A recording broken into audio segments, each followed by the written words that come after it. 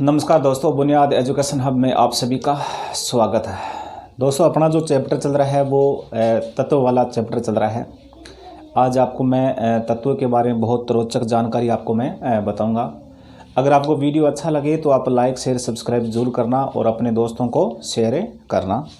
अपना जो चैप्टर हो जाएगा वो हो जाएगा तत्व। कौन सा हो जाएगा? तत्व वाला चैप्टर हो जाएगा। ठीक है, अब देखिए, सबसे पहले परिभाषा के देखते हैं कि इसकी परिभाषा क्या हो जाएगी। तो तत्व की परिभाषा होती है कि वह पदार्थ जो सिर्फ एक प्रकार के परमाणु से मिलकर बना होता है। मतलब तत्व किसे कहते हैं कि वह पदार्थ जो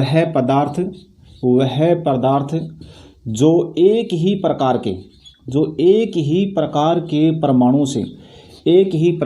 परमाणुओं से मिलकर बने होते हैं, और इस प्रकार के पदार्थ को अपन क्या कहते हैं? तत्व कहते हैं। या दूसरी परिभाषा क्या हो जाएगी? तत्व वह शुद्ध पदार्थ है जिसे ज्ञात रासायनिक या भौतिक विधियों से जिसका विभाजन नहीं किया जा सकता, जिसे विभाजित नहीं किया जा सकता। या अपने बात करें कि ये एक ही प्रकार के परमाणु से मिलकर बना होता है, तो इस प्रकार के पदार्थ को अपन क्या कहते हैं? तत्व कहते हैं। ठीक है, अब देखिए, तत्वों के बारे में क्वेश्चन उठता है कि प्रकृति में या संसार में कुल ज्ञात तत्व कितने हैं? तो दोस्तों याद रखना, संसार में अभी तक लगभग 118 ज्ञात तत्व है। तो आपको याद रखना, संसार या विश्व में, संसार या अपन लिखिए कि संसार में ज्ञात तत्वों की संख्या कितनी है? तो आपको याद रखना है, ज्ञात तत्वों की संख्या है, संसार में ज्ञात तत्वों की संख्या 118। मतलब 118 तत्व है संसार में। वर्तमान में ज्ञात तत्व कितने हैं? 118 तत्व है। इन 118 तत्वों में प्रकृति में प्राप्त तत्व कितने हैं? इन 118 तत्वों में प्रकृति में प्राप्त तत्वों की संख्या कितनी है? तो आपको याद रखना, प्रकृति में प्राप्त तत्वों की संख्या है 92। मतलब 118 तत्व है, 118 तत्वों में 92 ऐसे तत्व है जो हमें प्रकृति में मिले हैं। ठीक है, इसके अलावा कृत्रिम रूप से बनाए गए तत्व कितने हैं? कृत्रिम रूप से बनाए गए तत्व कितने हैं? तो वो आपको याद रखना, वो हो जाएगा 26 ऐसे तत्व है जो कृत्रिम रूप से बनाए गए हैं, और 92 ऐसे तत्व है जो प्रकृति में हमें मिले हैं। और टोटल तत्व कितने हैं? तो टोटल आपको याद रखना 118। ठीक है, इन 118 तत्वों में धातु तत्वों की संख्या कितनी है? और तो धातु तत्वों की संख्या आपको याद रखना, इन धातु तत्वों की संख्या है 91। धातु तत्वों की संख्या कितनी है? 91। ठीक है, अब अधातु तत्वों की संख्या कितनी है? तो अधातु तत्वों की संख्या हो जाएगी 27। अधातु तत्वों की संख्या कितनी हो जाएगी? तो अधातु तत्वों की संख्या हो जाएगी, तो आपको याद रखना, अधातु तत्वों की संख्या हो जाएगी 27। अब देखिए, सबसे नवीनतम तत्व कौन सा है? जो एक नवीनतम तत्व खोजा गया तत्व कौन सा है? तो आपको याद रखना, 2010 में एक नवीनतम तत्व खोजा गया है, और उस तत्व का नाम है अनअनसेप्टियम। ठीक है, तो आपको याद रखना, नवीनतम ज्ञात तत्व या नवीनतम खोजा गया तत्व कौन सा है? तो उसका नाम है अनअनसेप्टियम। क्या नाम है? अनअनसेप्टियम। और ये तत्व है, और ये तत्व आपको याद रखना 2010, ठीक है ना, सन 2010 में, और इस तत्व की क्या हुई थी? खोज हुई थी। और ये संसार का नवीनतम तत्व है। ठीक है, और जिसका नाम है अनअनसेप्टियम। ठीक है, अब देखिए, अब अपन देखते हैं कि संसार में, यह ब्रह्मांड में सर्वाधिक मात्रा में पाए जाने वाला तत्व कौन सा है? ब्रह्मांड। तो आपको याद रखना, ब्रह्मांड में, या अपन कहें कि संसार में, अपन कहें कि ब्रह्मांड या संसार में सर्वाधिक मात्रा में पाए जाने वाला तत्व कौन सा है?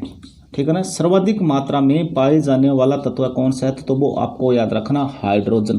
कौन सा है? ये हाइड्रोजन तत्व है ना, ये ब्रह्मांड में या संसार में सर्वाधिक मात्रा में पाए जाने वाला तत्व है। क्यों? क्योंकि सूर्य और तारों का जो अधिकांश भाग है या सूर्य तारों का जो 71% भाग है वो किससे मिलकर बना होता है? तो हाइड्रोजन से बना होता है। आपसे पूछ लिया जाए कि संसार में सर्वाधिक मात्रा में पाए जाने वाला तत्व कौन सा है? हाइड्रोजन। ब्रह्मांड में सर्वाधिक मात्रा में पाए जाने वाला तत्व कौन सा है? तो वो भी हो जाएगा हाइड्रोजन। ठीक है, फिर आगे वाला क्वेश्चन हो जाएगा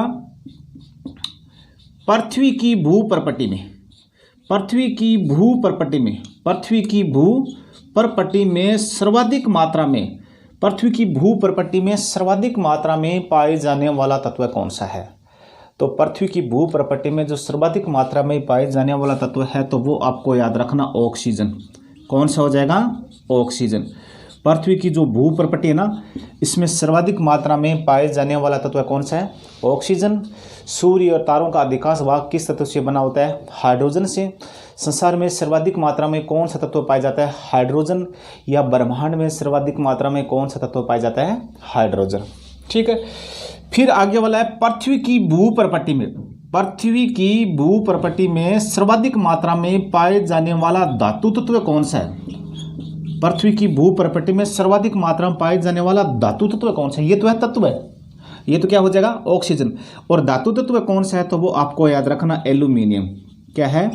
एल्यूमिनियम पृथ्वी की भूप्रपट्टी में और सर्वाधिक मात्रा में पाए जाने वाला कौन सा तत्व है? वो धातु तत्व है। ठीक है, फिर आगे वाला क्वेश्चन उठता है पृथ्वी की भूप्रपट्टी में, पृथ्वी की भूप्रपट्टी में सबसे कम मात्रा में, सबसे कम मात्रा में पाए जाने वाला तत्व कौन सा है? तो उसका नाम है अस्टेटिन। क्या नाम है? उसका नाम है अस्टेटिन। ये अस्टेटिन जो तत्व है ये पृथ्वी की भूप्रपट्टी में सबसे कम मात्रा में पाए जाने वाला तत्व है। अब देखो पृथ्वी की भूप्रपट्टी या पृथ्वी या संसार में, ये तो मैंने आपको बता दिया। अब अपन देखते हैं कि मानव के शरीर में, मानव शरीर में सर्वाधिक मात्रा में पाए जाने वाला तत्व कौन सा है? तो आगे से क्वेश्चन क्या उठता है? आगे से क्वेश्चन उठता है कि मानव शरीर में क्या होता है कि मानव शरीर में और मानव शरीर में और सर्वाधिक मात्रा में पाए जाने वाला तत्व कौन सा है? सर्वाधिक मात्रा में पाए जाने वाला तत्व कौन सा है? तो वो भी आपको याद रखना ऑक्सीजन है। कौन सा हो जाएगा? ऑक्सीजन। अपने शरीर में ना सर्वाधिक मात्रा में पाए जाने वाला तत्व कौन सा हो जाएगा? ऑक्सीजन हो जाएगा। फिर देखिए मानव शरीर में सर्वाधिक मात्रा, मानव शरीर में सबसे कम मात्रा में, मानव शरीर में सबसे कम मात्रा में पाए जाने वाला तत्व कौन सा है? और सबसे कम मात्रा में पाए जाने वाला तत्व है वो है मैंगनीज। कौन सा तत्व है? मैंगनीज। मैंगनीज तत्व मानव शरीर में सबसे कम मात्रा में पाए जाने वाला तत्व है। ऑक्सीजन मानव शरीर में सर्वाधिक मात्रा में पाए जाने वाला तत्व है। ठीक है, अब देखिए, अब अपने यहाँ से पृथ्वी में जो पाए जाने वाले तत्व है और उनके प्रतिशत के बारे में देखते हैं। फिर मानव शरीर में पाए जाने वाले तत्व उनके प्रतिशत के बारे में देखते हैं कि इनके क्या क्या प्रतिशत अपने शरीर में। देखो सबसे पहले अपन देखते हैं कि पृथ्वी की भूप्रपट्टी में पाए जाने वाले तत्व है, पृथ्वी की भूप्रपट्टी में पाए जाने वाले तत्व है और उनकी प्रतिशत मात्रा। ठीक है ना, उनकी प्रतिशत मात्रा, उनकी प्रतिशत मात्रा और पृथ्वी में कौन कौन से तत्व पाए जाते हैं। देखो एक नंबर देखिए, एक नंबर हो जाएगा ऑक्सीजन। एक नंबर क्या हो जाएगा? ऑक्सीजन। और ऑक्सीजन की पृथ्वी की भूप्रपट्टी में कितनी मात्रा है? तो 49.9% मात्रा है। कितनी है? 49.9% मात्रा है।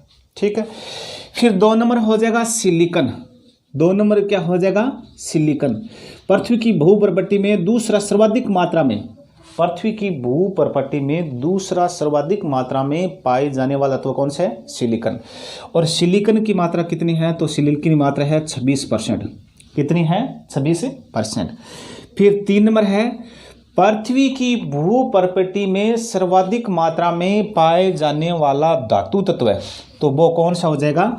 तो वो धातु तत्व कौन सा हो जाएगा? एल्यूमिनियम हो जाएगा। ठीक है, और एल्यूमिनियम की पृथ्वी की भूप्रपट्टी में कितनी मात्रा है? तो वो आपको याद रखना, वो है 7.3%। कितनी है? 7.3%। ठीक है, फिर आगे 4 नंबर है पृथ्वी की भूप्रपट्टी में लोहे की संख्या प्रतिशत मात्रा कितनी है? जो लोहा धातु है, जो आयरन धातु है, उसकी प्रतिशत मात्रा कितनी है? तो आपको याद रखना, पृथ्वी की भू प्रकृति में लोहा और लोहा की प्रतिशत मात्रा है 4.1%। ठीक है। लोहे के बाद में हो जाएगा कैल्शियम। लोहे के बाद में क्या हो जाएगा? कैल्शियम। पृथ्वी की भू प्रकृति में कैल्शियम की मात्रा कितनी है? कैल्शियम की मात्रा है 3.2%। कितनी है? 3.2%। फिर पृथ्वी की भू प्रकृति में सोडियम की मात्रा कितनी है? सोडियम की मात्रा कितनी है? और सोडियम की मात्रा है 2.3%। ठीक है। फिर पृथ्वी की भू प्रकृति में पोटेशियम की मात्रा कितनी है? किसकी मात्रा? पोटेशियम की मात्रा कितनी है? और पोटेशियम की मात्रा भी कितनी है? 2.3%। देखो, ये जो मोटे तौर पर जो परीक्षा की दृष्टि से जो महत्वपूर्ण है वो मैंने आपको बता दिया। आपसे ये पूछा जाएगा कि पृथ्वी की भू प्रकृति में लोहे की मात्रा कितनी है? 4%। मानव शरीर में लोहे की मात्रा कितनी है? 0.004%। सेम 4 है, थोड़ा याद रखना, संख्या फर्क है। ठीक है। फिर पृथ्वी की भू प्रकृति में सर्वाधिक मात्रा में पाए जाने वाला धातु तत्व कौन सा है? एल्यूमिनियम। और एल्यूमिनियम की मात्रा कितनी है? 7.3%।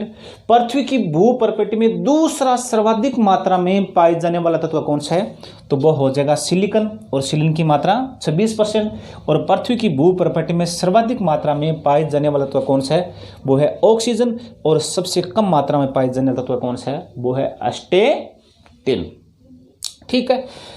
अब देखिए, अब अपने यहाँ से देखते हैं कि मानव जो शरीर है, मानव शरीर में सबसे कम मात्रा में पाए जाने वाले तत्व कौन से हैं? तो मानव शरीर में सबसे कम मात्रा में नहीं, मानव शरीर में पाए जाने वाले तत्व और उनकी प्रतिशत मात्रा के बारे में देखते हैं। अब हो जाएगा मानव शरीर। ठीक है। जो मानव शरीर है और इनमें जो तत्वों का प्रतिशत, मानव शरीर में तत्वों का प्रतिशत ये अपना हो जाएगा। अब देखो, मानव शरीर में सर्वाधिक मात्रा में पाए जाने तत्व मैंने आपको बताया था ऑक्सीजन है। कौन सा है? ऑक्सीजन। और ऑक्सीजन की मात्रा कितनी है? तो ऑक्सीजन की मात्रा है 65%। मानव शरीर में ऑक्सीजन कितना परसेंट पाए जाते हैं? 65%। ऑक्सीजन के बाद में हो जाएगा कार्बन। ऑक्सीजन के बाद में है कार्बन। और कार्बन की प्रतिशत मात्रा कितनी है? तो आपको याद रखना, 18%।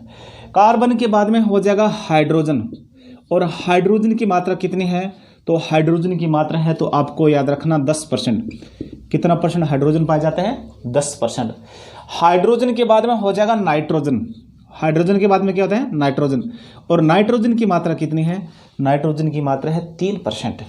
और नाइट्रोजन के बारे में दोस्तों आप याद रखना कि नाइट्रोजन का अपन क्या है, शोषण के रूप में इसका अपने शरीर में नहीं लेते। और इसकी अपने शरीर में जो आपूर्ति होती है वो कैसे होती है? वो होती है प्रोटीन युक्त भोजन से। क्योंकि प्रोटीन में कौन सा तत्व पाया जाता है? नाइट्रोजन तत्व पाया जाता है। ठीक है। जैसे दाल है, जैसे ये है ना, मांस, मछली, अंडा, ये जो प्रोटीन युक्त चीज़ है उसमें नाइट्रोजन पाया जाता है। और उस नाइट्रोजन की अपने शरीर में क्या होती है? आपूर्ति होती है। और वैसे शोषण के द्वारा नाइट्रोजन की अपने शरीर में आपूर्ति नहीं होती है। क्यों? क्योंकि नाइट्रोजन गैस शोषण योग्य गैस नहीं है। ठीक है। और नाइट्रोजन की मात्रा हो जाएगी 3%। नाइट्रोजन के बाद में हो जाएगा कैल्शियम। और कैल्शियम की मात्रा कितनी है? 2%।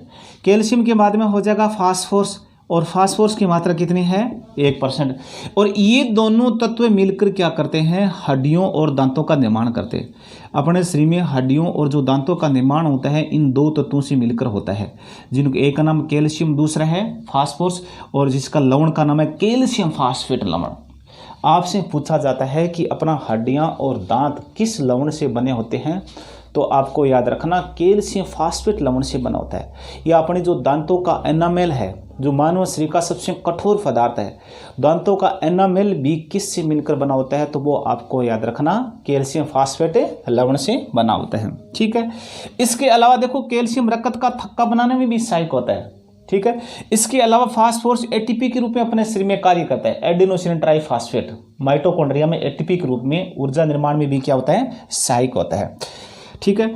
अब कैल्शियम के बाद में आगे वाला हो जाएगा सोडियम। और सोडियम की मात्रा कितनी है? तो 0.15% है। 0.15%। ठीक है। कैल्शियम के बाद में क्लोरीन की मात्रा कितनी है? और क्लोरीन की मात्रा में के बारे में आप आते रखा 0.15%। ठीक है। और सोडियम देखो, सोडियम अपने शरीर में रक्त दाब के नियंत्रण में सहायक होता है। जो नमक होता है, नमक का सूत्र होता है NaCl2, और ये क्या होता है अपने शरीर में रक्त दाब के नियंत्रण में क्या होता है, सहायक होता है।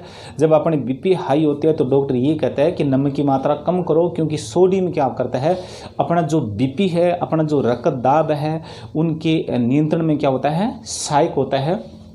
ठीक है, फिर आगे वाला हो जाएगा लोहा, और लोहे की मात्रा कितनी है, तो लोहे की मात्रा 0.004%, बहुत इंपॉर्टेंट है। लोहे की मात्रा कितनी है, 0.004%, ये अपने शरीर में इसकी मात्रा है। और लोहे के बारे में आपको याद रखना दोस्तों, हर कंपटीशन में एक का क्वेश्चन उड़ता है, आपसे पूछा जाएगा कि मानव रक्त का लाल रंग किसके कारण होता है, लोहा किस धातु के कारण होता है, तो लोहा धातु के कारण होता है। मानव रक्त में कौन सी धातु पाई जाती है, लोहा धातु पाई जाती है। हीमोग्लोबिन का निर्माण किस धातु से होता है, तो लोहा धातु से होता है। लोहा धातु की कमी से कौन सा रोग हो जाता है, तो एनीमिया रोग हो जाता है। ठीक है, पालक में सर्वाधिक मात्रा में कौन सी धातु पाई जाती है, लोहा धातु पाई जाती है।